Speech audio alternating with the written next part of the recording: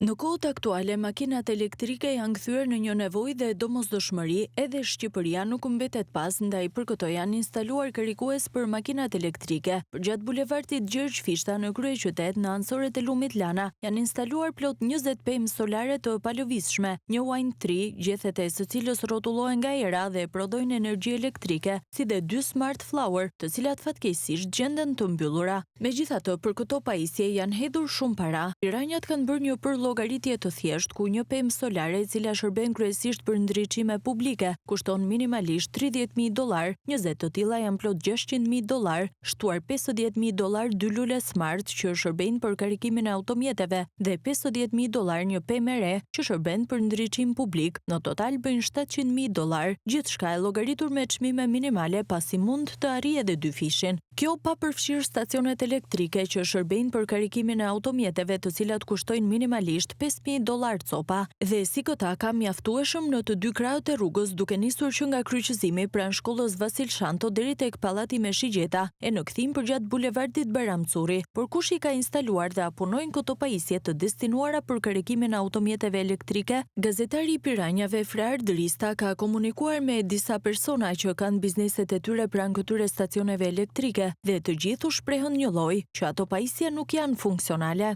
S'ke parë asnjë që e karikon? Kanë ardhur dhe kanë ikur. Sa mund të ketë afërsisht që janë instaluar? Kanë godem. Këto karikuese janë të lidhur me këto lulet që janë bëranës.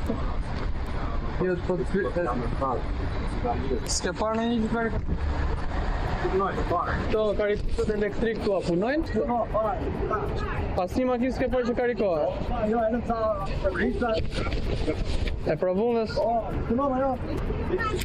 Jo me 100% s'ka pasi makina nuk puno. Provoj vetë hiqe dhe Sa i takon institucioneve përgjegjëse lidhur me instalimin dhe funksionimin e këtyre luleve inteligjente, Bashkia Tiranë njoftoi se kërkesa i ka shkuar për kompetencë Ministrisë së Infrastrukturës dhe Energjisë si institucion përgjegjës, dhe kjo e fundit deklaroi se nuk ka informacion për numrin e luleve smart të instaluara në kryeqytet, por ka informacion vetëm për 2 smart flower të vendosura në bulevardin Bayram Curri, në aksin nga ura e Selitës deri në shkollën Vasil Shanto, për të cilat pretendon se janë funksionale. Në përgjigjen e saj, Agjencia për Eficiencën e Energjisë deklaron se një smart flower e prokuruar në vitin 2021 ka kushtuar rreth 36 milion lekë të vjetra, me kursin e atëhershëm të këmbimit rreth $35.000, plot $10.000 më shumë se sa çmimi mesatar i një luleje smart. Nga ana tjetër, për të mos harruar Bashkinë e Tiranës, në përgjigjen që kjo e fundit ka marrë nga Drejtoria e Përgjithshme e Planifikimit dhe Zhvillimit të Territorit, bëhet me dije se në asnjë rast nuk janë depozituar kërkesa për kryerje punimesh në sistemin elektronik të lejeve dhe për rrjedhoj nuk ka patur pranime për punime instalimit të strukturave në fjalë. Kjo do të thotë se këto pemë lule inteligjente, jo vetëm që nuk punojnë, por ngre pikpyetja që janë edhe pa leje.